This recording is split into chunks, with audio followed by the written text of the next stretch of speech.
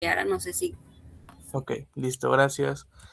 Bien, chicos, entonces vamos a comenzar con el primer tema que ustedes tienen, el cual es agua, electrolitos, perdón, y equilibrio ácido básico.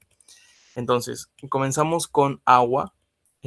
Ustedes ya conocen desde, digamos, desde el primer año, desde la academia, que el agua es una molécula polar, ¿cierto? ¿Por qué es polar? Porque, bueno, porque tiene polos. Tiene un polo negativo y un polo positivo. El polo negativo se lo da el oxígeno y el polo positivo se lo da los átomos de hidrógeno, ¿no? El agua tiene propiedades dentro de los sistemas biológicos. El primero de ellos que les menciono es que actúa como un compuesto polar debido a su capacidad de los átomos que lo conforman. También es un donador y aceptor de puentes de hidrógeno. Tiene un potencial para formar 4 puentes de hidrógeno por molécula de agua y esta característica importante también es que tiene un alto punto de fusión, ebullición y tensión superficial. Ahora, un punto importante que podrían preguntarles, porque a veces en los exámenes son un poco dateros, es la distribución del agua en el cuerpo humano. Entonces, nosotros tenemos de todo el volumen humano total, digamos, masa que no contiene líquidos y masa con líquidos. El 60% es agua, ¿ok? El 60% de nuestro cuerpo es agua. Ahora, un tercio de este 60% lo encontramos en fluidos o líquido extracelular y los otros 2 tercios lo encontramos intracelularmente, es decir, dentro de las células. Ahora, ¿cómo distribuimos este un tercio extracelular? Bueno, de este un tercio extracelular, o sea, el 20% del volumen humano total, el 80% lo encontramos en el intersticio, ¿ok? Entre las células.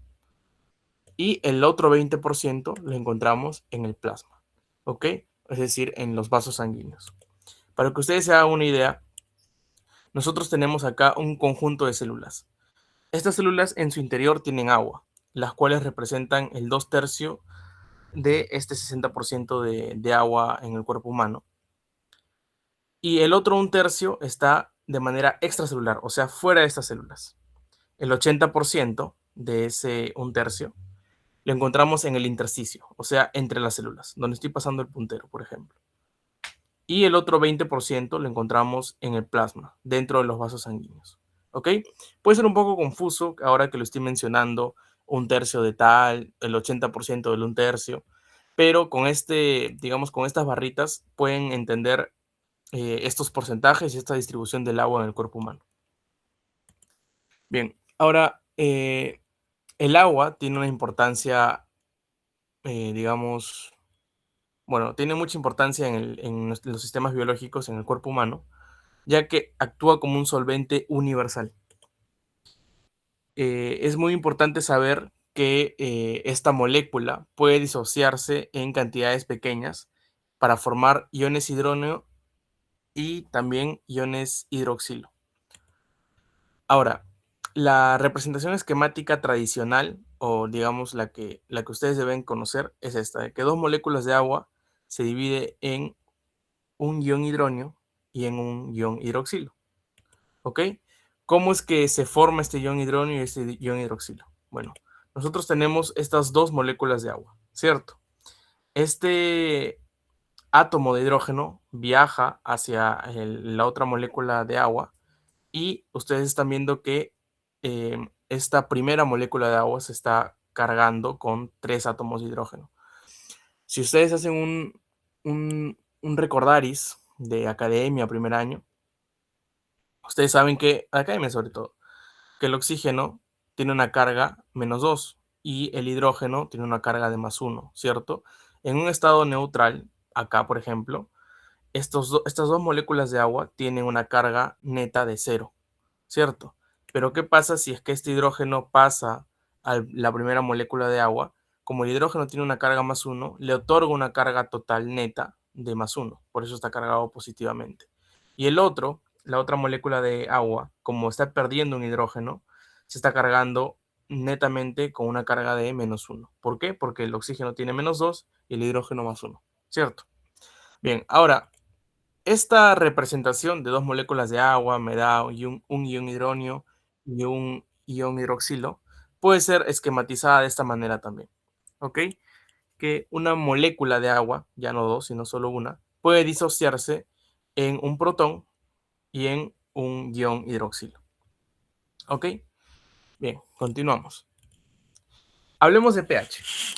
¿Ok? Ustedes me dicen si estoy yendo rápido, si todo está bien. Quiero leerlos en el chat si todo está bien. Ya, bien, perfecto. Hablemos de pH, ¿ok? El pH, sus iniciales, nos indican que este es el potencial de hidrógeno.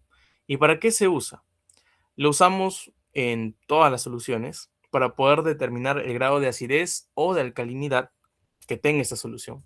Generalmente lo usamos para determinar el grado de acidez, porque hay otra escala, que es el pOH, que nos indica mayormente el grado de alcalinidad. Pero el pH se usa para determinar el grado de acidez. Si es que es menor a 7, sabemos que es más ácido. Y si es que es mayor a 7, sabemos que es menos ácido o más alcalino, ¿cierto? Ok. Hay que recordar algunas definiciones y conceptos del agua que acabamos de ver en la diapositiva anterior. ¿Ok? Habíamos dicho que la molécula de agua se puede disociar en un protón y en un ion hidroxilo, ¿cierto? Ahora, cada vez que una molécula de agua se disocia, lo hace en partes iguales. Es decir, si tenemos una molécula de agua, se disocia en un protón y en un ion hidroxilo. Si tengo dos, será 2 y 2. 3, 3 y 3. ¿Ok? Siempre la misma parte. Ahora, tenemos una constante, que es la constante de equilibrio, que se calcula multiplicando las concentraciones de los productos, que en este caso es el protón y el ion hidroxilo, y lo dividimos entre la concentración de los reactantes, que en este caso es un reactante único, el cual es el agua. ¿Ok? Esto me da la constante de equilibrio. Ahora, esta concentración del agua siempre va a ser constante, por la cual podemos simplificar o obviarla. Y de aquí nace otro concepto, ¿ok? Que es el producto iónico del agua. El producto iónico del agua es simplemente la multiplicación de la concentración de los protones y de la concentración de los iones hidroxilo, ¿ok? Este producto iónico siempre tiene como valor 1 por 10 a la menos 14 o 10 a la menos 14 simplemente, ¿ok? Entonces, si, si sabemos que los iones hidroxilo y los protones tienen la misma cantidad y su producto me da 10 a la menos 14, podemos deducir que para el caso del agua, el agua pura, la cantidad o la concentración de protones es 1 por 10 a la menos 7 y la concentración de iones hidroxilo es 1 por 10 a la menos 7, ¿cierto? Porque se disocian en cantidades iguales, recuerden. ¿Hasta ahí estamos bien? Perfecto, chicos. Ok, listo. Entonces, ¿cómo nosotros hallamos pH? Hallamos el pH. El pH se expresa de manera matemática como el logaritmo negativo de la concentración de los protones o de iones hidrógeno. ¿Ok? Entonces, en el caso del agua, si sacamos el logaritmo negativo de 1 por 10 a la menos 7, nos sale 7, ¿cierto? Aplican su método, bueno, su sombrerito para sacar el logaritmo y bla. Y nos sale que en el agua pura su pH es 7. Recalco mucho lo del agua pura porque, por ejemplo, cuando nosotros obtenemos agua del caño, no estamos teniendo agua pura netamente, ¿no? Sabemos que tiene residuos, metales, etcétera, ¿no? Hablo de agua pura en toda la plenitud de la palabra. Bien, habiendo ya visto lo que es el pH, podemos hablar acerca de los buffers y tampones, ¿ok? Estos buffers o tampones son soluciones que van a actuar dentro del cuerpo humano para resistir o amortiguar el cambio del pH y se consisten en una mezcla de un ácido débil y su base conjugada. ¿Ok? Esta es la conformación que les estoy mencionando, ¿no? La conformación de un ácido débil que generalmente se representa con estas iniciales HA y su base conjugada que generalmente se reconoce con un A y un menos. ¿Ok? Ahora, aspectos a considerar de cada uno de estos componentes de los buffers o tampones. El ácido débil no se va a disociar completamente, justamente porque es débil. Y la base conjugada es lo que queda del ácido después de perder un protón. Ok, entonces, ¿qué es esto, Brian? No entiendo. Nosotros tenemos esta representación. El ácido débil se disocia en un protón y en su base conjugada. ¿Ok? A eso es lo que quiero llegar con esto. El ácido débil se disocia en un protón y en su base conjugada. Pero este ácido débil no se disocia completamente. No es como el agua que habíamos visto, que se disociaba totalmente en iones hidrógeno y en iones OH. La diferencia es que este ácido débil se disocia parcialmente. Es decir, al finalizar esta reacción, aún vamos a tener cantidad de ácido débil, pero también vamos a tener protones y su base conjugada. ¿Ok? Ahora, ¿cuál es la importancia de estos buffers o tampones? Es que si yo agrego ácido a esta solución, a esta reacción, digamos, si yo le agrego ácido, como ya tengo base conjugada, esta base conjugada lo va a captar y va a amortiguar el cambio de pH. Y por otro lado, si es que yo agrego OH o agrego una base, el ácido débil le va a donar un protón y así va a amortiguar el cambio de pH. Entonces están viendo que la importancia de estos buffers o tampones radica en el ácido débil, la función que tiene de donar protones, y de la base conjugada que capta los protones si es que en caso yo le agrego un ácido. ¿Ok? Eso amortigua el cambio del pH. Entonces, acá tenemos un pequeño esquema para que ejemplifica todo esto, ¿no? Si yo agrego ácido, la base conjugada va a captar ese protón, ese hidrógeno, y va a haber un menor cambio de pH. O sea, sí va a haber cambio de pH, pero va a ser en menor medida. Es decir, va a ocurrir una amortiguación. Si yo agrego una base, en este caso un OH, un ion OH, el ácido débil, que es este de acá, va a donar su protón y así también va a haber un menor cambio del pH. Va a haber una amortiguación. Bien. Ahora, hay una ecuación importantísima. Si es que nosotros hablamos de buffers o tampones, no podemos dejar pasar la ecuación de Henderson-Hasselbalch. ¿Ok? Esta ecuación es esta, en la cual nos permite calcular el pH de un sistema. El pH, bueno, lo que nos dice Henderson-Hasselbalch es que el pH es igual al pKa, que es la constante de acidez, más el logaritmo de la base conjugada, bueno, de la concentración de la base conjugada entre la concentración del ácido débil, que sabemos que conforman el buffer o tampón. ¿Ok? pKa, como les decía, es el constante del ácido o constante de acidez. Hay muchos sistemas, buffers o tampones en nuestro cuerpo, en los sistemas biológicos.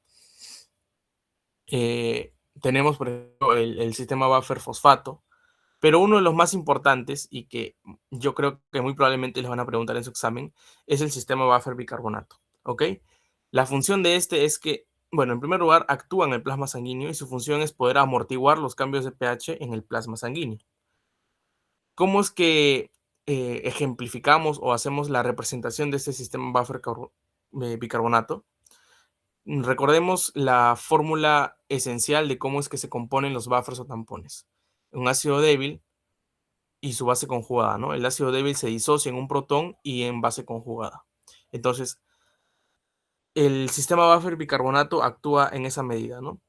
Tenemos ácido carbónico que se va a disociar en un protón y en un ion bicarbonato. ¿Ok? Listo.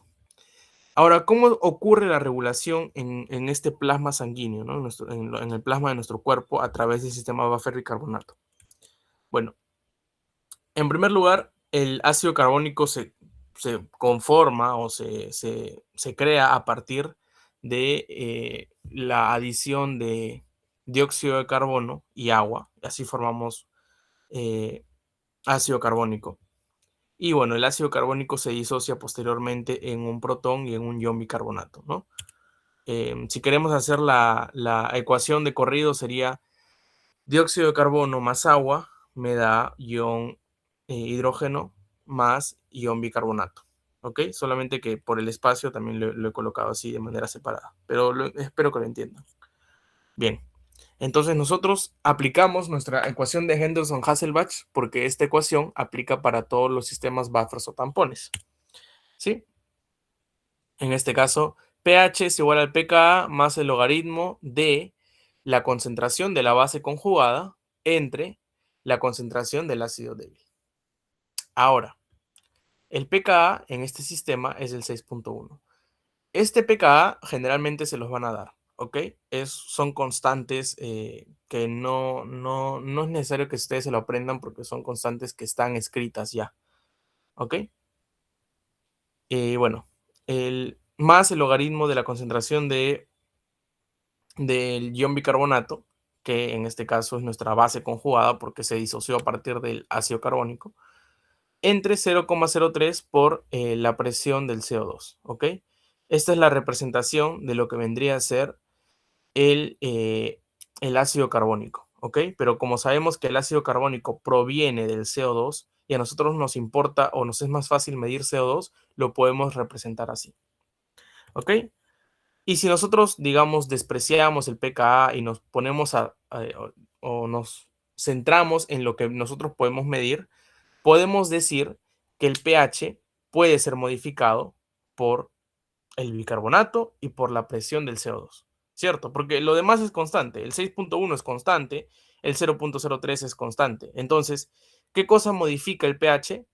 Si es que el bicarbonato aumenta o disminuye, o si es que la presión del CO2 aumenta o disminuye, ¿cierto? Entonces, estos dos son los que determinan el cambio del pH en este caso, del plasma sanguíneo, que es lo que nosotros evaluamos cuando, por ejemplo, sacamos un AGA, que es un análisis de gases arteriales.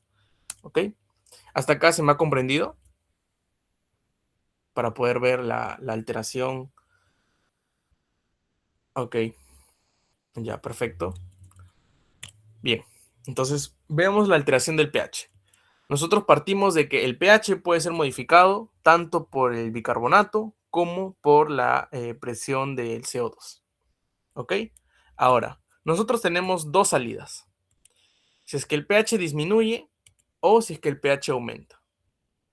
Acá necesito bastante de su atención. ¿Ok? Necesito bastante de su atención. Si es que el pH disminuye, ¿en qué estaríamos? ¿En acidosis o en alcalosis? Alcalosis.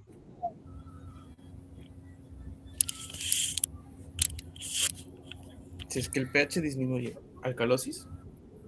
Acidosis. Acidosis, muy bien. Si es que el pH disminuye, estaríamos en acidosis. Y si es que el pH aumenta, estamos en alcalosis, ¿cierto? Ahora, acá no es necesario que ustedes memoricen nada. Esto se puede sacar sencillamente. Si es que el pH disminuyó, si es que el pH está bajo, recuerden que el pH puede ser modificado por el bicarbonato y por el CO2. Y esto es una división. Si es que el pH disminuyó, puede ser por dos factores. O que el bicarbonato haya disminuido o que el CO2 haya aumentado, ¿cierto? Si es que el bicarbonato, si es que el bicarbonato disminuye, hace que la división sea más pequeña y por ende el pH ha disminuido. Y si es que el CO2 aumenta, hace que la división sea más pequeña y el pH disminuya. Entonces, retrocedamos. Si es que el pH disminuyó, puede ser porque el CO2 ha aumentado.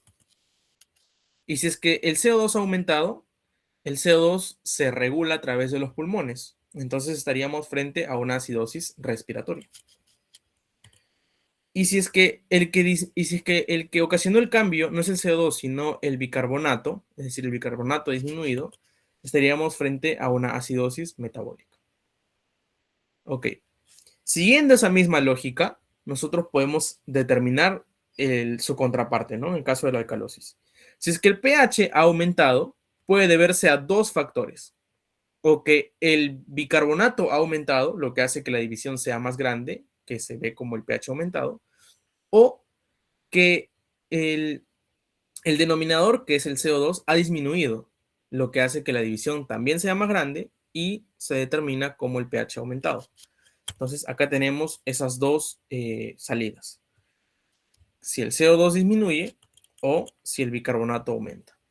Si el CO2 es el que ha disminuido, estamos frente a una alcalosis respiratoria. Y si el que aumentó fue el bicarbonato, estamos frente a una alcalosis metabólica. Entonces, no hay más ciencia detrás de esto. No es que ustedes tengan que memorizarse las flechitas y saber si es metabólica o respiratoria. Simplemente con saber que se trata de una división y que si es que el resultado, que es el pH, disminuye, se debe a que el numerador aumenta. Perdón, si es que el pH, que es el resultado, la división, disminuye, se debe a que el numerador disminuye o el denominador aumenta. Y si es que el pH es el que aumenta, o sea, el resultado es el que aumenta, se debe a que el numerador ha aumentado o el denominador ha disminuido, ¿cierto? Es lo que tenemos acá básicamente. ¿Quedó claro esta parte?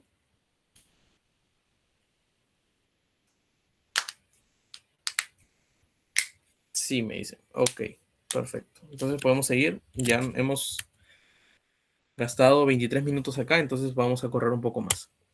Vamos a hablar acerca de aminoácidos y proteínas. Ok, acá podemos avanzar un poquito más rápido. ¿Qué es un aminoácido? Bueno, los aminoácidos son unidades fundamentales de las proteínas y esa es su composición. ¿Ok? Tiene un carbono, un átomo de carbono central. Tiene un grupo carboxilo, un grupo amino, un átomo de hidrógeno y una cadena lateral que le da la identidad a este aminoácido. ¿Cuáles son sus propiedades?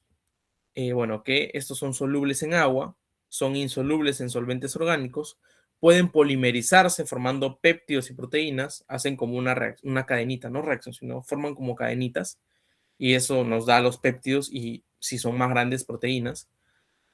Tienen como propiedad también de que pueden formar enlaces cruzados. Las siguientes propiedades, que son anfóteros, estereoisomería y compuestos iónicos dependientes de pH, lo vamos a ver más adelante. Otra característica importante es que estos tienen una estructura tetraédrica en geometría espacial. Y acá ustedes pueden ver cómo se forma un enlace peptídico, ¿no? El enlace peptídico siempre se forma de la siguiente manera. Tenemos el COOH, que es el grupo carboxilo, y este se une al grupo amino, que es el NH2, ¿ok? Carboxilo se une con grupo amino. Y como producto se forma agua, ¿ok? Acá ustedes están viendo cómo es que se forma agua al formar el enlace peptídico. Bien, acá era lo que les estaba diciendo. La propiedad del anfoterismo, estereoisomería y los suiteriones. El anfoterismo nos indica la capacidad del aminoácido de poder actuar como ácido o como base. Como ácido, como donador de protones, o como base, como aceptor de protones, dependiendo del pH del medio. ¿Cuáles son estos grupos ionizables? El grupo carboxilo y el grupo amino. Si es que el pH está muy alto, es decir, si estamos en un pH alcalino, el aminoácido va a tener un comportamiento ácido. ¿Ok? Y si el pH está bajo, el aminoácido va a tener un comportamiento de base. Acá debería ser base, ¿ok? Ahora, hay un concepto también que es el punto isoeléctrico. Es aquel punto en la escala del pH en el cual el aminoácido va a tener una carga neta de cero. Es decir, no tiene una carga ni positiva ni negativa. En este caso, ustedes pueden ver cómo, primero, partimos del punto isoeléctrico. En este punto isoeléctrico, el aminoácido, la carga que tiene neta es de cero. ¿Ok? Si nos movemos más a la izquierda, es decir, si nos movemos más ácidos, el aminoácido va a tener un comportamiento de base, ¿cierto? Por lo que les acabo de decir acá. Si digamos, el entorno es ácido, el aminoácido va a formar o va a tener características básicas de base. Es decir, va a tener una carga positiva o carga neta positiva. ¿Ok? Acá ustedes pueden ver el más. Y si nos vamos más hacia la derecha, es decir, el pH es más alto, es un entorno alcalino, el aminoácido va a tener un comportamiento ácido. Es como ustedes están viendo acá, va a actuar como ácido y va a donar protones. Tiene la carga negativa. ¿Ok? Otra característica es la estereoisomería. Es que estos aminoácidos presentan quiralidad, ¿ok? Y tienen, o mejor dicho, existen en forma de dos enantiómeros. ¿Qué significan enantiómeros? Que pueden tener la forma L o la forma D. Básicamente es como si ustedes tuvieran un espejo y el aminoácido se mira frente a ese espejo, ¿no? Tenemos la forma L y la forma D. En nuestro cuerpo humano, en general en los sistemas animales, las proteínas solamente vamos a encontrar los aminoácidos en forma L, ¿ok? Y la glicina no presenta esta característica, ¿ok? No presenta esta característica porque no tiene un carbono asimétrico. Y por último, la propiedad de ser o formar suiteriones. Esto es la forma dipolar de los aminoácidos con cargas positivas y negativas a la vez. Y se forman en pH físico. Si tienen cargas positivas y negativas a la vez, es que su carga total, su carga neta es neutral, es decir, cero. Y esto les permite tener una alta solubilidad en agua debido a la naturaleza iónica que están adquiriendo. ¿Por qué? Porque si tienen carga positiva y negativa a la vez, están actuando como iones. Tiene dos polos, un polo positivo y un polo negativo, ¿cierto? Volvemos de nuevo a lo que habíamos visto acá. Punto isoeléctrico, un pH menor al punto isoeléctrico y un pH mayor al punto isoeléctrico. Si el pH era menor al punto isoeléctrico, es decir, estamos en un entorno ácido, el aminoácido se comporta como base, es decir, va a tener una carga positiva. Y si nos vamos totalmente a la derecha, es decir, en un pH alto, en un entorno alcalino, el aminoácido tiene comportamiento ácido, es decir, carga neta negativa. Pero si nos vamos al centro, que es el punto isoeléctrico, en el punto isoeléctrico el aminoácido tiene una carga neta de cero, es decir, tiene carga positiva y negativa a la vez. ¿Ok? Espero que haya quedado claro estas tres propiedades de los aminoácidos que son más características. Ahora, estos aminoácidos pueden dividirse de muchas maneras. ¿Ok? Acá tenemos una clasificación, digamos, un tanto que puede aprovecharse de distintas formas. Por ejemplo, los aminoácidos pueden dividirse en base a la síntesis, o sea, si se pueden sintetizar por el cuerpo humano o no, como esenciales, semiesenciales o no esenciales. En base a su grupo funcional, pueden ser ácidos, neutrales o básicos. Y estos pueden subdividirse. Los neutrales pueden ser alifáticos, aromáticos, sulfurados, hidroxilados. Y los básicos pueden ser alifáticos, heterocíclicos y aromáticos. Acá tenemos una clasificación, por ejemplo, que lo hacemos en base a la polaridad de los grupos R, es decir, de la cadena lateral. ¿Recuerdan la estructura de los aminoácidos que tenían la cadena lateral, que está representada con la letra R?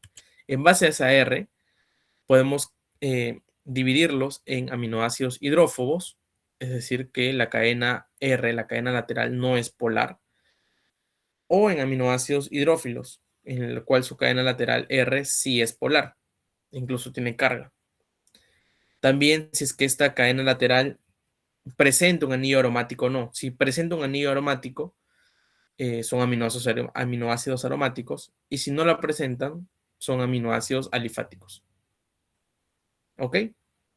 Acá tenemos los ejemplos de estos grupos. Bueno, ustedes pueden ver acá los nombres, ¿no? Obviamente está en inglés, pero la traducción es sencilla, ¿no? Glicina, alanina, valina, leucina, metionina y isoleucina. ¿Ok? Estos 6 entran dentro de la clasificación de aminoácidos no polares, es decir, hidrófobos, y son alifáticos. ¿Por qué? Porque su cadena lateral no tiene un anillo aromático. Estos de aquí abajo, serina, treonina, cisteína, prolina, asparagina y glutamina, son polares, es decir, son hidrófilos. Y estos de acá, lisina, arginina, histidina, son polares y a su vez son cargadas positivamente. Están viendo acá la carga positiva de estos aminoácidos. Aspartato y glutamato son polares, pero son cargados negativamente. Y Acá tenemos aminoácidos no polares, fenilalanina, tirosina y triptófano. Son aminoácidos no polares y son aromáticos porque tienen en su cadena lateral anillos aromáticos. ¿Ok? No es tan complicado de comprender. Si ustedes comprenden estos 4 y bueno, si tendrían que memorizarse algunos nombres de aminoácidos, pueden responder las preguntas de su examen. La otra clasificación que les habíamos dicho era de si pueden ser sintetizados por el cuerpo humano o no. ¿Ok? En todo el esqueleto de las proteínas, sobre todo en el ser humano, a pesar de que en la naturaleza existan más de 300 aminoácidos, solamente 20 son el esqueleto de las proteínas. ¿Ok? Entonces acá están esos 20. Los que son esenciales son aquellos que no son sintetizados por el organismo y la manera de nosotros poder obtenerlos es mediante la dieta. Y los aminoácidos no esenciales son aquellos que pueden ser sintetizados por el organismo. Acá tenemos una división entonces de los aminoácidos esenciales y no esenciales. Ok. Los aminoácidos esenciales son valina, leucina, metionina, isoleucina, fenilalanina, histidina, lisina, triptófano y treonina. Hay una mnemotecnia que hemos creado de parte de la ayudantía, el cual es Valeria me hizo feliz y triste. Si hay una Valeria acá, no se ofenda. Esa es una mnemotecnia aquí para que se lo recuerden. Y los no esenciales son todos los demás, ¿ok? Los no esenciales son todos los demás. Entonces acuérdense, los esenciales y los no esenciales son los demás, ¿ok? Ahora, hay una, digamos, clasificación intermedia, la cual es de los aminoácidos semi-esenciales. ¿Qué significa que son semi-esenciales? Que en condiciones normales, por ejemplo nosotros, que somos personas adultas, estos aminoácidos que tienen asterisco son no esenciales, ¿ok? En este caso la histidina pasa al grupo de los no esenciales. Pero en situaciones especiales como por ejemplo niños en crecimiento, personas que estén atravesando alguna enfermedad, algún estrés metabólico, estos aminoácidos se vuelven esenciales, ¿ok? Listo. Saben que esenciales significa que deben incluirse en la dieta.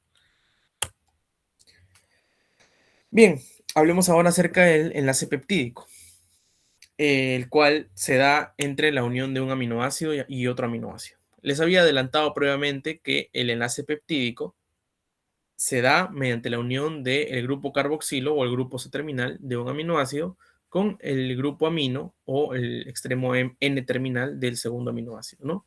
Y en la unión del grupo carboxilo con el grupo amino se forma agua, como ustedes están viendo en esta imagen, ¿ok?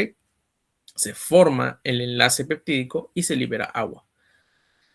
Este enlace peptídico se va a formar en el ribosoma durante el proceso de la traducción. Ahora, nosotros podemos ir aumentando aminoácidos y aminoácidos sucesivamente, formando muchos enlaces peptídicos entre ellos.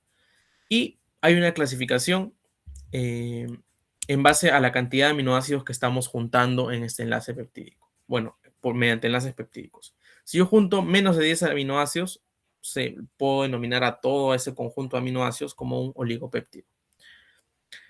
Si tengo entre 10 a 50 aminoácidos unidos uno a otro por enlaces peptídicos, estoy frente a un polipéptido. Y si son más de 50 aminoácidos en una estructura, estos se denominan proteínas.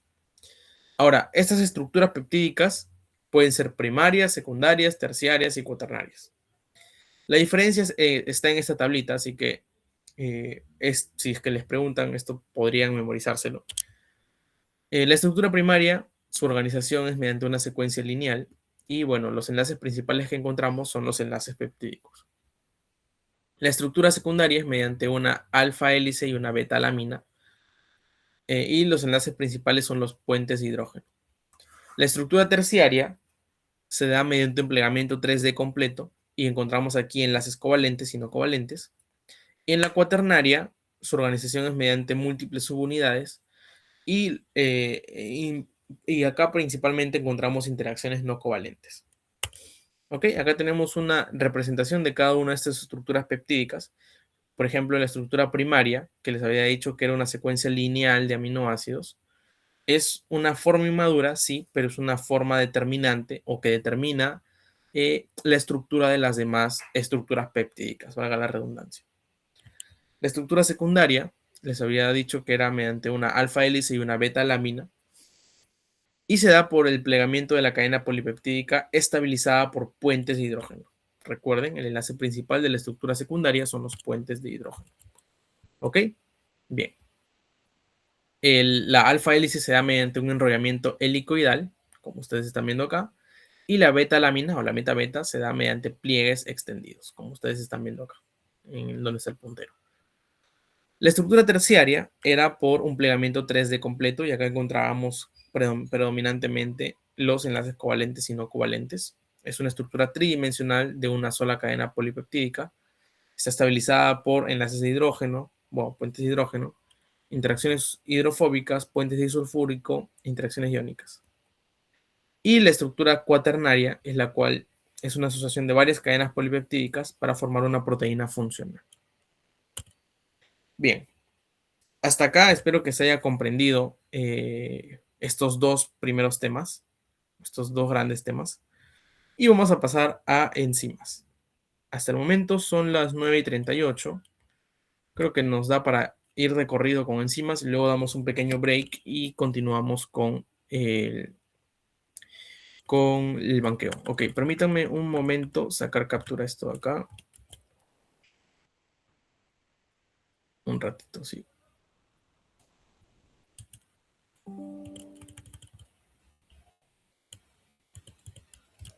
Y vamos con enzimas, ok.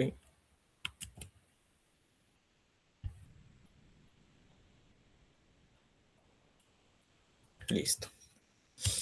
Bien. Las enzimas son catalizadores biológicos que van a permitir que ocurran ciertas reacciones metabólicas, tanto de catabolismo como de anabolismo. ¿Ok? Acá tenemos una representación gráfica de las enzimas. Recuerden que las enzimas se representan a modo de Pac-Man. ¿Ok? Siempre van a haber Pac-Man que representan las enzimas. Tenemos aquí nuestra enzima, el complejo enzima-sustrato, es decir, llega un sustrato a la enzima y se unen y forman este complejo enzima-sustrato. Y acá podemos ver la enzima y los productos que está formando, ¿no? Ahora, las enzimas tienen propiedades y la principal de todas las propiedades es que aumentan la velocidad de reacción al disminuir la energía de activación. Ustedes recuerden, capaz esto sí lo recuerdan más por academia, que las reacciones pueden ser exotérmicas o endotérmicas, ¿cierto? En este caso, ¿cómo defino si una reacción es exotérmica o endotérmica?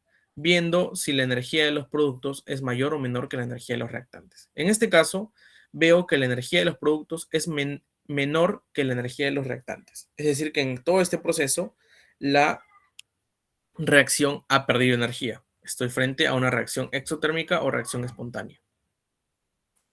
Y si la energía de los productos es mayor a la energía de los reactantes, significa que durante todo el proceso de reacción se ha tenido que necesitarse energía de otra fuente externa. Entonces estoy frente a una reacción espontánea. Ahora, ¿por qué les muestro estos gráficos? Porque las enzimas hacen que este proceso de reacción sea mucho más rápido al disminuir la energía de activación. Este punto máximo, donde estoy colocando el puntero en ambos casos, se llama punto de energía del complejo activado. ¿Ok?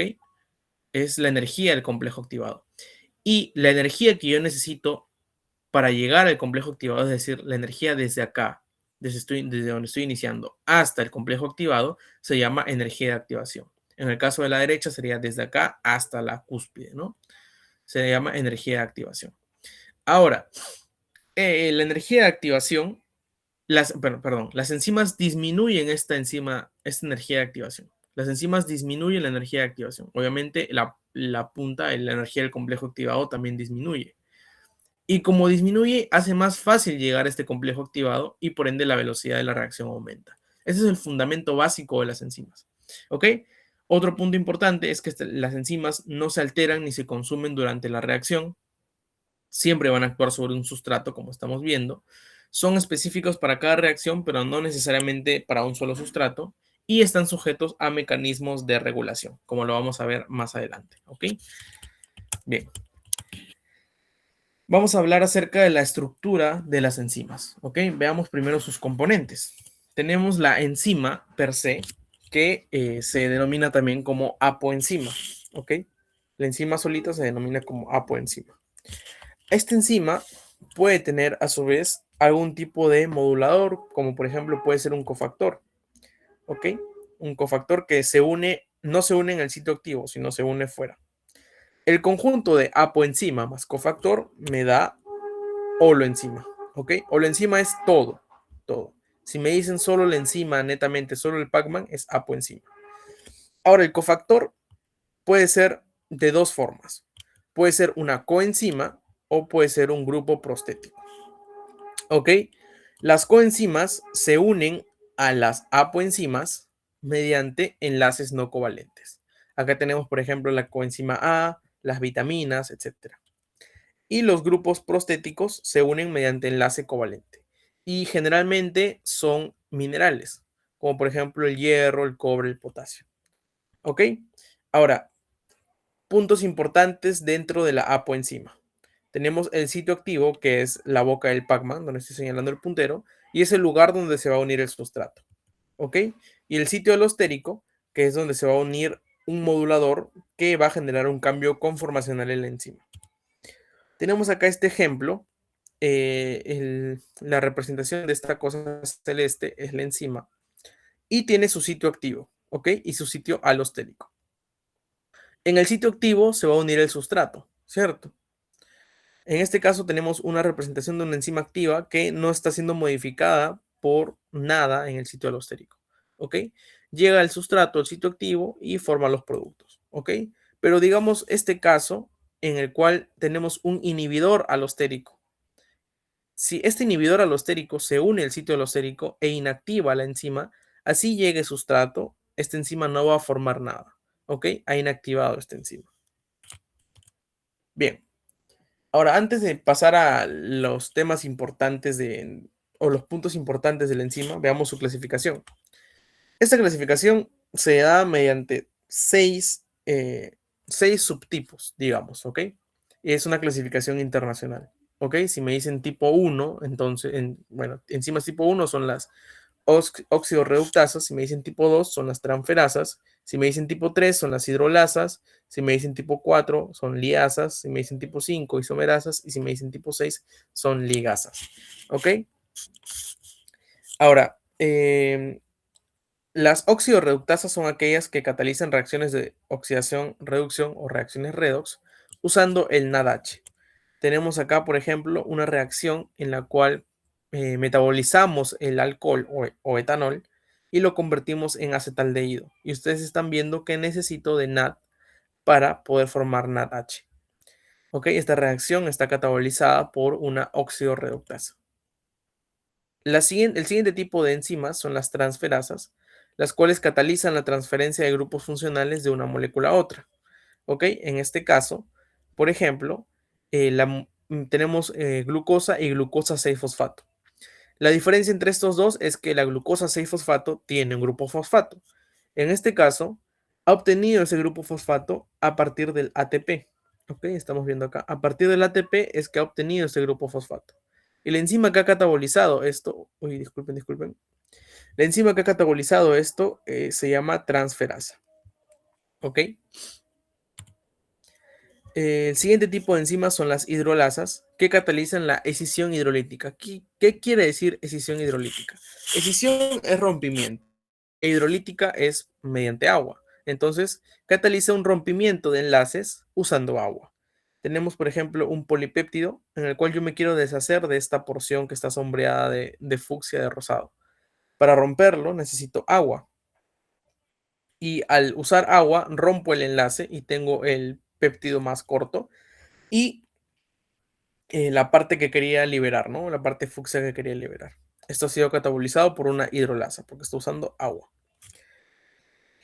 Las liasas son aquellas que catalizan la eliminación o adición de un grupo a un doble enlace.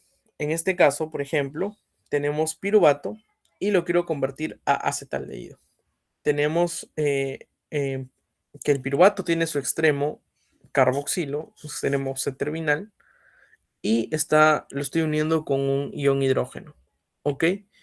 Las liasas lo que hacen es desplazar este extremo COO, lo convierte en se convierte, como ya se va a liberar, se convierte en CO2 y el ion hidrógeno pasa a conformar parte de la estructura que tenía al inicio como piruvato.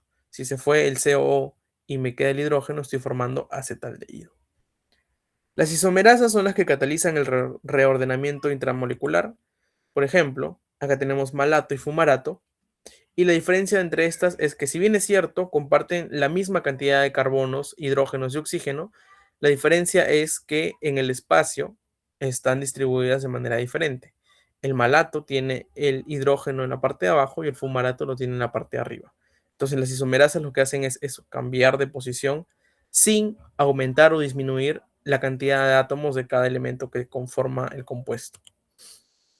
Y las ligasas son las que catalizan una reacción de unión entre dos moléculas, ¿no? En este caso tengo piruvato y lo estoy uniendo con CO2 y bueno, estoy formando oxalacetato, ¿no? El CO2 se unió a la estructura inicial del piruvato. Bien, perfecto. Vamos bien de tiempo, vamos bien de tiempo. Ahora podemos hablar acerca de las teorías de la cinética enzimática. Hay dos teorías. La primera de ellas es el modelo llave-cerradura, en el cual propone que el sitio activo tiene una forma rígida y solo pueden interactuar con los sustratos de la forma que le corresponda. Es decir, que el sustrato es una llave que se ajusta a la cerradura del sitio activo, por eso es que se llama llave cerradura. Tenemos acá nuestra enzima y bueno, esta partecita de acá, ¿cómo se llama? Les había dicho. Lo que estoy señalando, ¿cómo se llama? Sitio activo. Muy bien, sitio activo. Ahora, este sitio activo lo que propone el modelo llave cerradura es que es rígido, es decir, se mantiene con esta forma. Tiene que llegar un sustrato de la misma forma del sitio activo para poder formar el complejo enzima-sustrato. ¿Ok? Hay que tener un poco de cuidado con este modelo, ya que es el más antiguo y no aplica para todas las enzimas que se han descubierto hasta la fecha. Sin embargo, tenemos otro modelo, el cual es el modelo del ajuste inducido. ¿Ok? El cual nos plantea que el sitio activo tiene una forma flexible y ya no es rígido. Tanto las formas de la enzima, el sitio activo y el sustrato en conjunto se van a ajustar para maximizar el ajuste. ¿Ok? Esto nos permite explicar un mayor rango de especificidad del sustrato. Por ejemplo, para que ustedes recuerden, el modelo del ajuste inducido es como si tuvieran un guante y sus manos. Si ustedes se dan cuenta, su mano es un tanto rígida, el guante tiene una forma extraña, pero una vez ustedes se calzan los guantes, el guante adopta la forma de su mano, ¿cierto? Y todo como que va bien. Entonces, a eso es lo que quiere llegar el modelo de ajuste inducido. Tenemos acá nuestra enzima, acá tenemos el sitio activo que habíamos dicho previamente y tenemos el sustrato. Y si ustedes se dan cuenta, en el modelo de ajuste inducido, a pesar de que el sitio activo, la enzima y el sustrato no tengan la misma forma, se complementan los tres, o sea, los tres ponen de su parte para maximizar el ajuste. Y así forman el complejo enzima-sustrato. Importante es que este modelo es más moderno, se ajusta a la actualidad y es más consistente con una gama más amplia de enzimas. Bien, ahora sí pasamos a la parte que más me gusta a mí y creo que a ustedes también les va a gustar, el cual es la regulación enzimática. ¿Ok? Tenemos ciertos factores. ¿Ok? La velocidad de la reacción va a ser influenciada según la temperatura del medio. Estos cuatro factores son importantes, ¿ok? Esos nunca se deben de olvidar. Los factores que modifican la velocidad de reacción son la temperatura del medio, el pH del medio, la concentración de la enzima y la concentración del sustrato. ¿Ok? Nunca se olviden de estos cuatro. Ahora, aparte de los factores, la regulación enzimática también puede ser dada por inhibidores. Hay digamos, un concepto de inhibición enzimática. Los inhibidores pueden ser irreversibles o pueden ser reversibles. Los inhibidores irreversibles son, por ejemplo, el alcohol, metales pesados, fármacos. Y los inhibidores reversibles pueden ser de tres tipos. Pueden ser inhibidores competitivos, inhibidores no competitivos e inhibidores acompetitivos. ¿Ok? Bien, ¿cuál es la diferencia entre estos tres? Porque no sé, me parecen un poco extraños, no sé la definición. Bien, acá tenemos la diferencia. Los inhibidores competitivos, como su nombre lo dice, compiten. el inhibidor compite con el sustrato por el sitio activo. Y al unirse al sitio activo, el sustrato ya no va a poder unirse. Los inhibidores no competitivos se van a unir en un lugar distinto al sitio activo, a diferencia de los competitivos. Los competitivos se unen al sitio activo, los no competitivos se unen en un lugar distinto, por ejemplo, el sitio alostérico. Y los inhibidores acompetitivos se unen también a un lugar distinto al sitio activo, por ejemplo, el sitio alostérico. Pero la diferencia con los no competitivos es que se van a unir después de formar el complejo enzima-sustrato. Puede ser un poco confuso acá que lo he puesto con letras. Vamos a ver con una representación. ¿Ok? Tenemos estos inhibidores reversibles, que son competitivos. Los competitivos. Acá en este esquema que ustedes pueden ver, los inhibidores competitivos, que están representados por la bolita roja, van a unirse al sitio activo de la enzima. Y el sustrato, que es el verdecito, ya no va a poder unirse porque el inhibidor ocupó su espacio. ¿Ok? Al inhibir el sitio activo, compite con el sustrato. Los inhibidores no competitivos no se van a unir al sitio activo, más bien se van a unir a otro sitio fuera del sitio activo, por ejemplo, el sitio alostérico. Y van a generar un cambio conformacional en la enzima. Entonces, a pesar de que el sustrato se una al sitio activo de la enzima, como el inhibidor que ya se unió al sitio alostérico indujo un cambio conformacional, así se une el sustrato, la enzima no va a tener funcionalidad. Y los inhibidores acompetitivos también se unen al sitio alostérico, pero si ustedes se dan cuenta, los inhibidores no competitivos se unen incluso antes de que el sustrato llegue. Los inhibidores acompetitivos se unen una vez se formó el complejo enzima-sustrato, como que encapsulan y no permiten que se formen los productos. Y bueno, los inhibidores irreversibles que les había comunicado previamente, que reaccionan covalentemente con la cadena lateral de un aminoácido de la enzima, formando un complejo inactivado permanentemente. También se les llama sustratos suicidas. ¿Ok? Pero creo que la carnecita de los inhibidores de la regulación enzimática son estos tres. Inhibidores competitivos, no competitivos y acompetitivos. Bien. Hablemos ahora de cinética enzimática. Ya estamos acabando. ¿Ok? La cinética enzimática estudia la velocidad de las reacciones catalizadas por las enzimas. Estos estudios de cinética enzimática nos van a proporcionar información directa acerca del mecanismo de la reacción catalítica y de la especificidad de las enzimas. Tenemos acá una representación de una reacción, digamos, bioquímica, en la cual está catalizada por una enzima acá, que está con el Pac-Man. Deben de recordar lo que les comuniqué previamente, cómo es que actúan las enzimas, lo hacen disminuyendo la energía de activación y por ende también el complejo activado, ¿cierto? Bien. Acá les coloco, ¿no? Las enzimas actúan disminuyendo la energía de activación. Hay un concepto que deben de saber, el cual es la energía libre de Gibbs, que están viendo acá también, en el gráfico. Bien, la energía libre de Gibbs, para eso debemos de saber primero que la cantidad de energía disponible en un sistema es la cantidad de energía disponible en un sistema para poder realizar trabajo como reacciones químicas. Importante es que la energía libre de Gibbs no nos dice qué tan rápida es la reacción, solamente nos va a indicar si la reacción es espontánea o no. ¿Ok? Podemos ejemplificarlo mediante un semáforo. ¿Ok? Tenemos un semáforo en rojo, amarillo y en verde. Y si la energía libre de Gibbs es positiva, 0 o negativa. ¿Ok? Si la energía libre de Gibbs es positiva, significa que necesita energía, semáforo en rojo. Si la energía libre de Gibbs es 0, significa que está en equilibrio. Y si la energía libre de Gibbs es negativa, significa que la reacción ocurre sola, porque tiene semáforo en verde. ¿Ok? No se olviden esto, chicos. Semáforo en rojo, Gibbs positivo. Semáforo en verde, Gibbs negativo. ¿Ok? Importante es que las enzimas no van a modificar la energía libre de Gibbs. Lo único que hacen las enzimas es disminuir la energía de activación. ¿Ok? Pero es importante que ustedes conozcan el concepto de la energía libre de Gibbs. Bien. Ya. Pasamos al tema de las gráficas.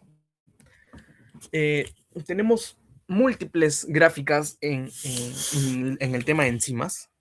Y la primera y la gráfica más importante que ustedes deben de saber es de la concentración de sustrato versus velocidad de reacción. ¿Ok? La gráfica principal de las enzimas es esta y se caracteriza por tener una curva hiperbólica. ¿Ok? Como ustedes están viendo. Forma una hipérbole. Lo podemos delimitar en tres fases. Una fase inicial, que es donde estoy sombreando con el puntero, en el cual la velocidad de la reacción aumenta casi de manera lineal. Cada vez que aumenta la concentración de sustrato, está aumentando la velocidad, ¿cierto? Depende estrictamente de la concentración del sustrato. Una fase intermedia, que es donde estoy sombreando ahora acá, en el cual la velocidad de reacción aumenta de manera un poco más lenta. A pesar de que aumenta más bruscamente la concentración de sustrato, la velocidad de reacción aumenta, sí, pero de manera más lenta, más sostenida. Y una fase final, que es donde estoy sombreando con el puntero, que es donde se alcanza la velocidad máxima. Todas las enzimas están ocupadas. Y así yo sigo agregando más sustrato. Ustedes están viendo que a pesar de que agregue más sustrato, ya no aumenta más la velocidad de reacción, porque ha llegado como a su techo, a su tope. ¿Ok? Esa es la gráfica principal de las enzimas. Y a partir de esa gráfica nosotros podemos hacer interpretaciones. Tenemos cuatro gráficas importantes referentes a lo que les había mencionado de los factores que modifican la actividad enzimática, que eran la temperatura del medio, el pH del medio, la concentración de la enzima y la concentración del sustrato. ¿Ok? Vuelvo acá. Listo. Tenemos la primera gráfica, que es el efecto de la concentración de la enzima. Ojo, estoy comparando concentración de enzima con velocidad de reacción. No lo confundan con la gráfica anterior, que era concentración de sustrato con velocidad de reacción. ¿Ok? Si es que yo aumento las enzimas que hay, la velocidad de reacción va a aumentar de manera lineal. ¿Ok? Una gráfica lineal. ¿Por qué? ¿Y por qué no se satura como en la gráfica anterior? Porque estoy aumentando más enzimas. Si yo sigo dándole más enzimas, y bueno, sigue llegando más sustrato, la velocidad de reacción va a seguir aumentando de manera indefinida, porque estoy agregando más enzimas. La segunda gráfica era la que habíamos visto previamente, la misma, solamente que está representada con otra figurita. Es el efecto de la concentración del sustrato. Yo aumento sustrato y va aumentando la velocidad de reacción. Llega un punto en el que así yo aumente más sustrato, la velocidad de reacción ya no va a aumentar porque ha llegado a su velocidad máxima. Otra gráfica, el efecto de la temperatura. Temperatura versus velocidad de reacción. Todas las enzimas actúan a un punto de temperatura específico para cada una. ¿Ok? En este caso, en esta enzima actúa bordeando alrededor de los 44 grados Celsius, ¿no? Y la curva de esta gráfica de temperatura versus velocidad de reacción se da como una campana. ¿Se dan cuenta? Como una campana. ¿Ok? Sube de manera brusca, llega a un punto máximo en el cual es la temperatura ideal para esa enzima y luego cae brusco. ¿Ok? Cae más brusco que cuando ascendió. ¿Ok? Y alguien me podría decir por qué cae más brusco que como ascendió. O sea, si ascendió de manera un poco más paulatina, ustedes se dan cuenta que acá está cayendo más brusco. ¿A qué creen que se deba esa caída brusca una vez aumento más la temperatura, más de su temperatura ideal? ¿A qué creen que pueda deberse? Porque Se desnaturaliza. una temperatura extrema se desnaturaliza. Muy Al bien, comienzo, perfecto. al comienzo va subiendo así a pocos porque necesita una alta temperatura para que pueda funcionar, pero cuando es extrema ya se desnaturaliza y cae de frente. Muy bien. Recuerden que las enzimas son proteínas y cuando ustedes someten a las proteínas a calor intenso, las proteínas se desnaturalizan. Entonces, es por eso que, si bien es cierto, una temperatura menor no está teniendo un efecto óptimo en la velocidad de reacción, puede soportarlo y puede normal, pero si yo le doy más temperatura, más allá de la temperatura óptima, la curva cae, la velocidad de reacción cae, porque las enzimas se han desnaturalizado. Muy bien, chicos. Y tenemos el último gráfico, el cual es el efecto del pH. Acá sí es como una V invertida, ¿ok? Cada enzima tiene un pH óptimo de trabajar. Por ejemplo, si yo tengo una enzima, digamos, digestiva a nivel de estómago, va a trabajar a un pH a nivel de estómago, 2.2 más o menos. ¿Ok? Cada enzima tiene su propio pH óptimo. Y conforme el pH del medio sea cercano a su pH óptimo, la velocidad de reacción va a ser máxima. Conforme se aleja, digamos, conforme sea más ácido o más alcalino, va a actuar a una menor velocidad. ¿Ok? Va a actuar a una menor velocidad. Y acá sí, ustedes pueden ver que la curva es simétrica. O bueno, más simétrica que el del efecto de la temperatura. Bien, ahora pasamos a la cinética de Michaelis-Menten. Acá sí quiero que me presten bastante atención.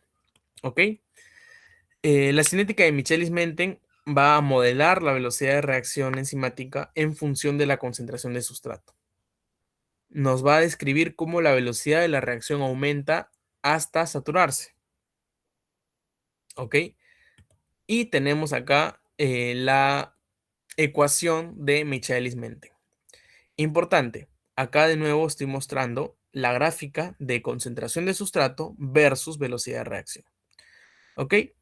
La ecuación de Michaelis-Menten nos dice que la velocidad que yo quiero calcular es igual a la velocidad máxima, esta de acá, por la concentración de sustrato a la que quiero calcular la velocidad, entre la constante de Michaelis más la concentración de sustrato. ¿Y qué cosa es la constante de Michaelis? La constante de Michaelis es la concentración del sustrato a la cual su velocidad es la mitad de la velocidad máxima. ¿Ok? Acá lo pueden ver. La constante de Michaelis, repito, es la concentración de sustrato a la cual su velocidad es la mitad de la velocidad máxima. Ejemplo, digamos que yo tengo una enzima cuya velocidad máxima es 100. ¿Ok? La velocidad máxima es 100. Y digamos que la constante de Michaelis es, digamos, 30. ¿Ok? 30. ¿Cuál sería su velocidad de la constante de Michaelis? 50. 50, muy bien. Entonces yo puedo interpretar que a una concentración de sustrato de 30, la velocidad de reacción va a ser 50. ¿Ok? Muy bien. Importante, esto sí tienen que saberlo. Mi constante de Michaelis, bueno, como su nombre lo dice, es una constante, pero las enzimas pueden ser modificables, ¿ok? Y estas modificaciones, como lo habíamos visto por inhibiciones competitivas, no competitivas o acompetitivas, pueden modificar la constante de Michaelis.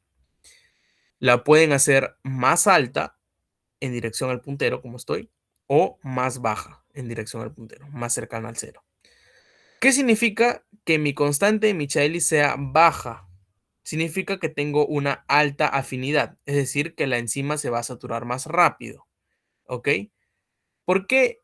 Y ojo, esto no es que me haya equivocado, que no. Acá es al revés. Cuando el Km es bajo, la afinidad es alta. Ojo, recuerden que es al revés. Cuando el Km es bajo, la afinidad es alta. Y bueno, a lo que les iba a decir. ¿Por qué cuando el Km es bajo, la afinidad es alta? Porque recuerden que el Km es la concentración del sustrato a la cual la velocidad es la mitad de la velocidad máxima. Si en condiciones normales, digamos que la velocidad máxima, en el ejemplo que les había dado, la velocidad máxima era 100, la mitad de la velocidad máxima es 50 y la concentración del sustrato a la cual la velocidad máxima entre dos, perdón, la concentración del sustrato para esta velocidad de 50 era 30. Teniendo en cuenta ese ejemplo de condiciones básicas, de condiciones estándar, si el Km es bajo, significa que voy a alcanzar esa velocidad de 50 con menos concentración de sustrato. Significa que la enzima tiene mayor afinidad. ¿Ok? ¿Se entendió?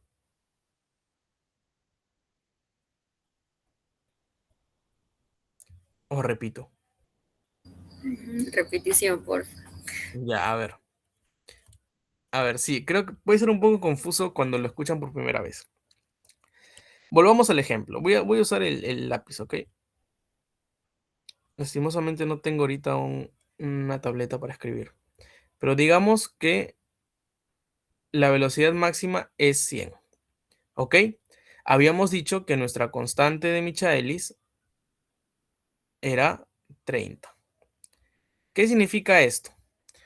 Que a una concentración de 30, la velocidad que le corresponde es de 50, ¿cierto? Eso es lo que ustedes mismos me han dicho, porque 50 es la mitad de 100. Eso significa en condiciones estándar.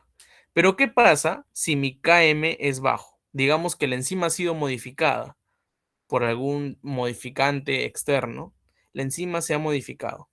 Y ahora tengo un Km más bajo. Significa que con menor concentración de sustrato, digamos que con 15, estoy logrando una velocidad máxima de 50. ¿Qué quiere decir eso? Que necesito menos sustrato para poder llegar a la misma velocidad que antes necesitaba 30. ¿Ok? Antes necesitaba 30 de sustrato para llegar a 50, ahora solamente necesito 15. ¿Qué significa eso? Que la afinidad de la enzima por el sustrato es mayor. Eso es lo que quiere decir cuando el Km es bajo. ¿Ahora sí se entendió? Sí, ahora sí creo, porque me ponen like. Ya. Y si le damos la vuelta con el Km alto, recuerden que es al revés. Cuando el Km es alto, significa que tengo baja afinidad. ¿Qué pasaría si yo tengo un Km que está por acá? Que me da una concentración de sustrato de 60. Significa que requiero mucho más sustrato para poder llegar a la misma velocidad de 50. O sea, yo interpreto que la afinidad de la enzima por el sustrato es mucho menor, porque necesito darle mucho más sustrato para que las enzimas puedan llegar a una velocidad de 50, cuando antes yo necesitaba solamente 30 para llegar a esa velocidad de 50. ¿Se entendió? Ya, perfecto. Ahora sí. Muy bien. Listo. Entonces continuamos. Ahora, tenemos en la práctica, porque nosotros estamos estudiando ciencias de la salud, ¿cierto? Hay muchas enfermedades que van a afectar tanto la velocidad máxima como la constante de Michaelis. Estos dos pueden ser modificables. Cuando hay una deficiencia enzimática, generalmente disminuye la velocidad máxima. Y si hay mutaciones enzimáticas, aumenta la constante de Michaelis, o sea, disminuye la afinidad. Muy bien. Acá tenemos la ecuación de Michaelis-Menten, la cual nos permite establecer ciertos puntos. No sé si acá lo puedo. Sí, acá lo voy a poder hacer. Ya. En la cual nos permite ponerlos en ciertos extremos. Si es que la concentración de sustrato es menor a la constante de Michaelis, podemos nosotros despreciar la concentración de sustrato. Esta es la ecuación de Michaelis-Menten que les acabo de presentar hace un momento. Esta de acá. ¿Ok? Podemos despreciar la concentración de sustrato. Si la despreciamos, nos queda que la velocidad es igual a la velocidad máxima por la concentración de sustrato entre la constante de Michaelis. Ahora, sabemos que velocidad máxima entre constante de Michaelis es constante, ¿ok? Porque esos no van a cambiar. Y tenemos que la velocidad depende estrictamente de la concentración de sustrato. Cuando la concentración de sustrato es menor a la constante de Michaelis. ¿Qué pasa si la concentración de sustrato es la misma que la constante de Michaelis? Bueno, pues hacemos el reemplazo y tenemos que la velocidad de esa concentración de sustrato cuando es igual a la constante de Michaelis es la velocidad máxima entre dos. O sea, lo que habíamos visto, ¿no? Cuando la concentración de sustrato está acá en el mismo punto de la constante de Michaelis, significa que su velocidad correspondiente es la mitad de la velocidad máxima. ¿Y qué pasa si la concentración del sustrato es mayor a la constante de Michaelis? Entonces podemos despreciar la constante de Michaelis. Y tenemos que la velocidad es igual a la velocidad máxima. ¿Ok? Tenemos en este ejemplo entonces que la velocidad en este punto, el cual es la constante de Michaelis, es igual a la mitad de la velocidad máxima. ¿Hasta acá todo bien, chicos? ¿Puedo continuar? Ya, bien. Perfecto. Uy, ya. Vamos a hablar acerca de las dobles recíprocas, ¿ok? Estas dobles recíprocas es una transformación de la ecuación de Michaelis-Menten que acabamos de ver previamente y nos permite ponerlo en una línea recta. Recuerden que la ecuación de Michaelis-Menten es una línea que es una curva de la cual es una hipérbole, ¿ok? Esta modificación de la ecuación de Michaelis-Menten se llama gráfica de Lineweaver-Bork, ¿ok? La cual nos permite comparar las inversas de lo que comparábamos en la ecuación de Michaelis-Menten. En la ecuación de Michaelis-Menten, nosotros, en la gráfica de Michaelis-Menten, nosotros comparábamos velocidad de sustrato, perdón, velocidad versus concentración de sustrato, ¿ok? Velocidad versus concentración de sustrato. Ahora, en esta gráfica de Lineweaver-Bork, comparamos la inversa de la velocidad versus la inversa de la concentración de sustrato, ¿ok? Este es el diagrama, ¿ok? Se dan cuenta que es una gráfica lineal. Ahora, ¿para qué nos sirve esta gráfica? Bueno, antes de pasar a esto, ¿para qué nos sirve esta gráfica? ¿Por qué tenemos que hacer una modificación a la gráfica de Michaelis-Menten?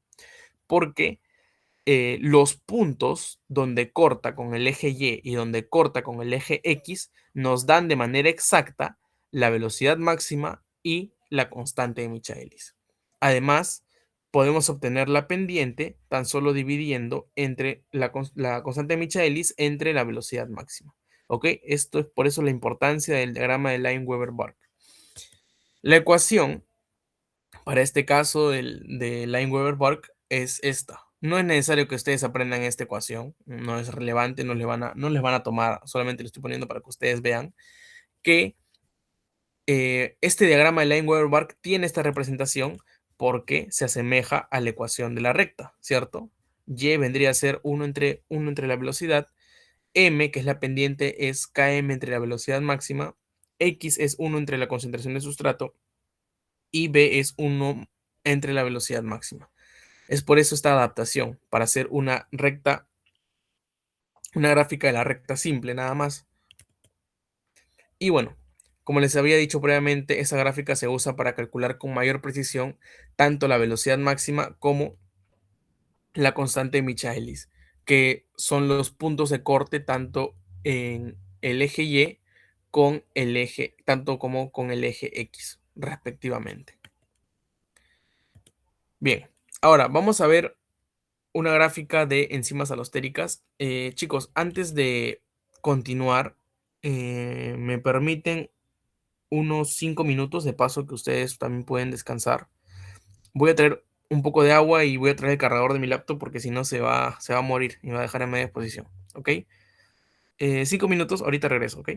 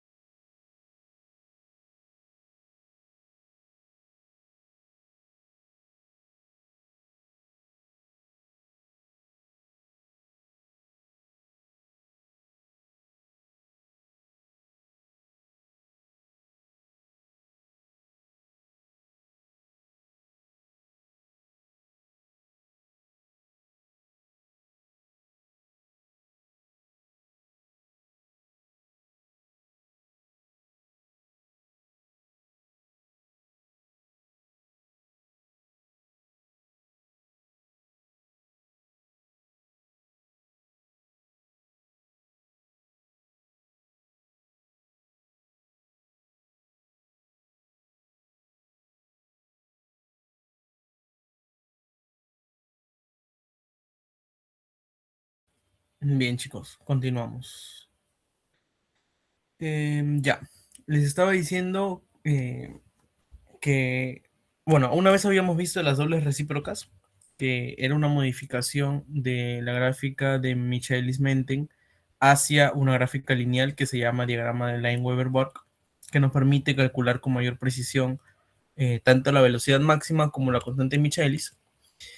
Podemos pasar a hablar acerca de cinéticas de enzimas alostéricas, ¿ok? Esto nos permite, o esta gráfica nos permite comparar una enzima en su estado natural sin ningún modulador, una enzima con un modulador positivo, es decir, que la va a hacer más eficiente, y una enzima con un modulador negativo que la va a hacer menos eficiente. ¿Ok?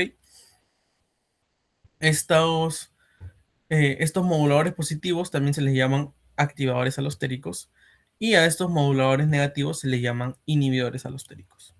Ahora, importante, de este gráfico, lo que podemos destacar es que a una misma concentración de sustrato, la enzima normal, sin ninguna alteración, tiene una velocidad estándar, digámosle, ¿ok?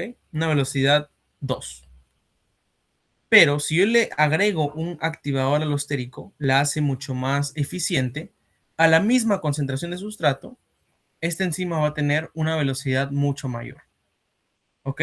Y si yo le pongo un inhibidor alostérico, a la misma concentración de sustrato, va a tener una velocidad mucho menor. Eso es lo que nos quiere decir este gráfico. A su vez, si yo trazo una línea para una misma velocidad, la cual estoy poniendo acá, que estoy representando por el puntero, en una misma velocidad, si yo quiero llegar a esa misma velocidad, para la enzima normal voy a necesitar una cantidad de sustrato. Para la enzima con un activador voy a necesitar menos sustrato. Y para la enzima con un inhibidor voy a necesitar más sustrato. ¿Ok? Entonces, bueno, es lo que quería decirles. El activador alostérico necesita menos sustrato para alcanzar la misma velocidad. Necesita menos sustrato. La enzima trabaja mejor y más rápido.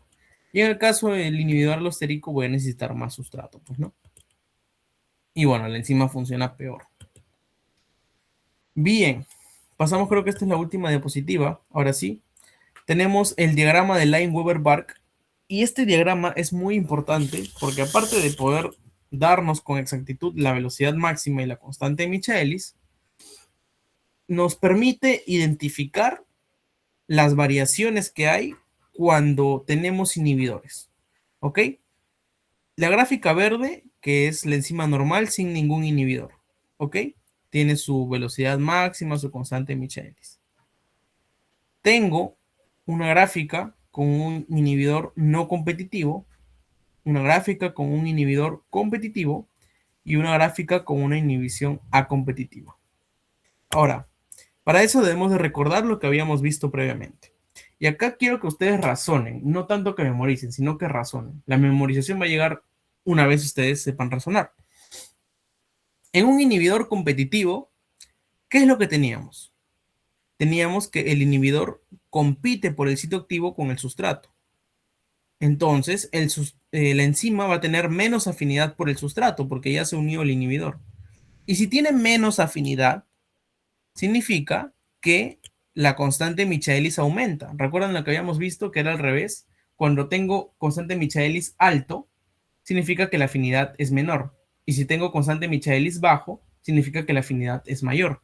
Entonces, como la enzima está inhibida en el sitio activo, pierde su afinidad por el sustrato. Entonces, si tiene menos afinidad, la constante de Michaelis aumenta en el inhibidor competitivo. Es por eso que si es que aumenta la constante de Michaelis, la división negativa me va a acercar más al cero, ¿cierto? Es por eso que la gráfica se encuentra desplazada a la derecha en el eje X. Y la velocidad máxima se va a mantener constante, porque si bien es cierto, estoy alterando la afinidad de la enzima por el sustrato, otra enzima que no esté inhibida no va a tener alteración en la funcionalidad ni en la velocidad máxima. O sea, yo no estoy alterando la funcionalidad, solamente estoy alterando la afinidad de la enzima por el sustrato. Entonces, como no estoy alterando la funcionalidad ni la eficiencia, de la enzima per se, la velocidad máxima se va a mantener constante. Es por eso que cruza en el mismo punto con la enzima normal sin ningún inhibidor. En el caso del inhibidor no competitivo, no se une al sitio activo. Entonces, entiendo que la afinidad de la enzima por el sustrato va a ser la misma. Entonces, la constante de Michaelis se va a mantener constante. ¿Ok? Pero, como estoy generando un cambio conformacional, recuerden, estoy generando un cambio conformacional, la funcionalidad de la enzima se va a ver disminuida y eso se refleja en su velocidad máxima. Su velocidad máxima se disminuye. Es por eso que lo encuentro más acá, porque si disminuyo esta división de 1 entre la velocidad máxima, el producto me va a salir mucho más grande, es por eso que se encuentra más arriba. ¿Okay? La gráfica del inhibidor no competitivo. Y cruza en el mismo punto con la constante Michaelis de la enzima sin inhibidor. Y por último, la inhibición acompetitiva, que generalmente no lo ponen en los gráficos. De hecho, este gráfico no lo tenía, yo lo tuve que colocar. La inhibición acompetitiva se une, el inhibidor acompetitivo se une al complejo enzima sustrato una vez este se ha formado. Ahora, este provoca un cambio conformacional, es decir, genera una disminución de la funcionalidad de la enzima, que se ve reflejada con una disminución de la velocidad máxima. Pero también, como se une una vez se ha formado el complejo enzima-sustrato y la enzima ya se unió al sustrato, este inhibidor como que bloquea esa unión, como que la hace más sólida, pero no hace que funcione, solamente la bloquea. ¿Ok? Es como que tú cierres una puerta con candado. No puede salir el sustrato, no puede formar productos tampoco. Entonces, como ha enclaustrado ese inhibidor, ese complejo enzima sustrato, indirectamente hace que la enzima tenga mayor afinidad por el sustrato, porque lo ha cerrado. ¿Ok? Y si tiene mayor afinidad, significa que la constante de Michaelis es menor. ¿Ok? Recuerden que siempre es al revés. Y en la gráfica, ¿cómo se ve? Como una gráfica paralela, ¿ok? Paralela y desplazada a la izquierda, ¿ok? Más arriba su velocidad máxima porque es una división y si el número es menor, el producto va a ser mayor. Bueno, la división va a ser mayor. Y como la constante de Michaelis es menor, su división, su inversa y negativa va a ser mucho menor, ¿ok? Lo vamos a ver así en esta gráfica.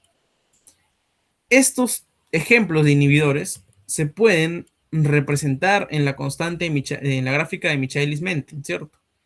Pero como ustedes están viendo en esta gráfica, no es lo ideal porque no nos da los datos exactos. Es ahí la importancia del diagrama de Lineweaver-Burke. ¿Ok? Bien, hasta acá, ¿alguna pregunta o todo quedó claro? ¿Todo claro, chicos? Ok, perfecto.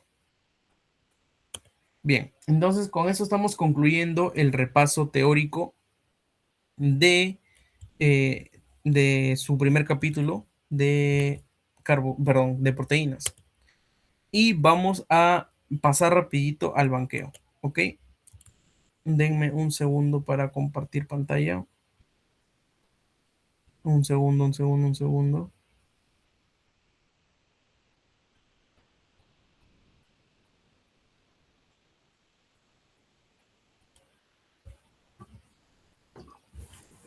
Un momento, por favor.